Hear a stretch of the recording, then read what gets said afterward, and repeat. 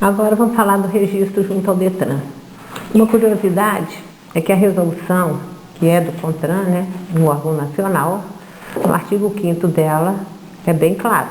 Terão obrigatoriamente que solicitar registro junto ao órgão ou entidade executiva de trânsito dos estados e do Distrito Federal, ou seja, junto aos DETRANs, as pessoas jurídicas de que trata o inciso 6º do artigo 3º.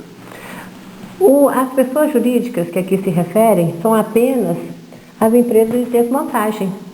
Então, de acordo com o CONTRAN, apenas as empresas de desmontagem teriam que solicitar registro ao DETRAN. Por uma interpretação do DETRAN, né, que nós vamos falar posteriormente, ele criou as portarias, ampliou esses registros para as lojas, as recuperadoras e as empresas de reciclagem. Alguns juristas, né, a maioria dos juristas que conversamos, falaram que o DETRAN não podia ter ampliado para outros segmentos essa obrigatoriedade, uma vez que a própria resolução do CONTRAN fala que seriam só as empresas de desmontes.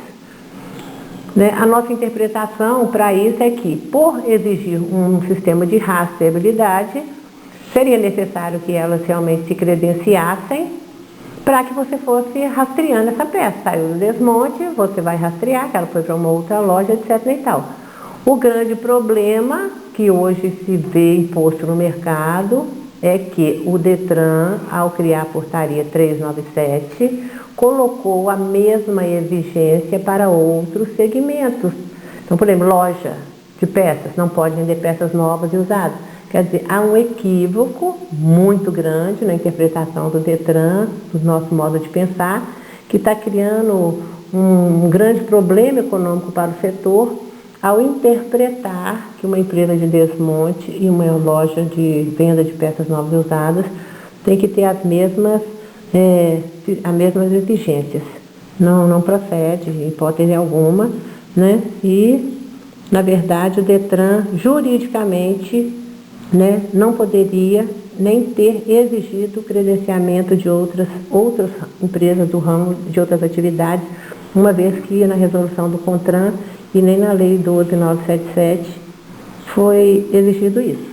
Então, é uma questão para ser verificada juridicamente junto ao DETRAN, ou que seja verificada apenas o que é necessário credenciar, para qual motivo que é necessário credenciar os outros segmentos, se é só para o sistema de rastreabilidade, que eu acho perfeitamente correto, mas então que essas empresas seja exigido dessa empresa apenas as coisas relativas ao DETRAN que estejam diretamente relacionadas com o desmonte. O DETRAN não pode interferir em outras questões econômicas, né, de comercialização ou de outras coisas dessas empresas, que não for referente às empresas de desmonte, porque senão ele vai estar entrando numa esfera econômica que não é da responsabilidade dele. Então, o comércio é privado, liberdade de comercialização, né? A gente está num país que tem a liberdade de comercialização, né? Então, é uma outra instância. Artigo 7º da resolução vai falar da fiscalização in loco, do que é necessário, lembrando sempre que é para a empresa de desmontagem. Não se pode pegar esse critério para colocar em uma loja de venda de peças, é para desmontagem. E aqui está completamente correta as exigências, né? Até por questões ambientais, perfeitamente claro, e poderia ser exigido, né, até mais coisas, itens de segurança também para os funcionários e outras coisas, que a lei ainda foi bastante compreensiva. Então, tem que possuir instalações e equipamentos que permitam remoção e manipulação de forma criteriosa, né, dos líquidos, principalmente lesivos ao meio ambiente. Então, todos os fluidos, gases, bateria, catalisador do carro tem que ser retirado no momento quando ele entra no desmonte, em um local próprio, né? Tem que ter um local de desmontagem próprio, isolado de outra atividade. Quer dizer, não pode ser como era anteriormente, tudo misturado, não existe a menor condição para isso. Hoje a gente tem que preocupar principalmente com o meio ambiente. Então tem que ter um local reservado sim para descontaminar o veículo.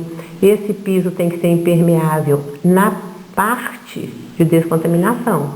A loja não tem que ser toda com piso impermeável. não deve, nem deve impermeabilizar o piso todo, áreas que são abertas, elas não podem ser impermeabilizadas porque a água o solo tem que absorver água, né? Então, se você impermeabilizar uma área toda que é aberta, a água de chuva vai ficar retida e não vai penetrar no solo. Então, tem uma outra lei de prefeitura, de percentual, que não pode ser impermeabilizada, etc. e tal.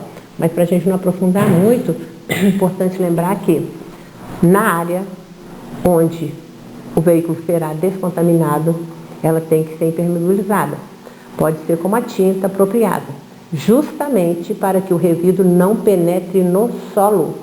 Ele tem que seguir para uma canaleta, tem que seguir por aquelas caixas de separação de óleo, de outros resíduos, e tem lei específica para a destinação desses resíduos.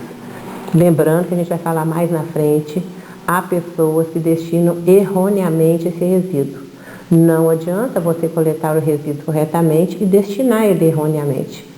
Ele não pode ser vendido para queimada, e ele não pode ser descartado no solo, em hipótese alguma. O objetivo da lei, nesse quesito, é a preservação do meio ambiente. Então, mais para frente, vou falar de outras políticas aqui, outras leis relacionadas ao meio ambiente, para explicar a destinação correta desse resíduo. Por empresa especializada, com destinação correta, porque inclusive dá penalidade, uma outra destinação errada desses resíduos, tá bem? Então, dando continuidade, já falamos da área de descontaminação, tem que ser isolada de fato, né, com as caixas separadoras. O responsável técnico anteriormente falava que ele tinha que ser do CREA, hoje não mais, ele pode ser do CFT, que é o Conselho dos Técnicos, tá? Porque o CREA, ele desvinculou inclusive dos arquitetos, mas o arquiteto também pode, ele tem o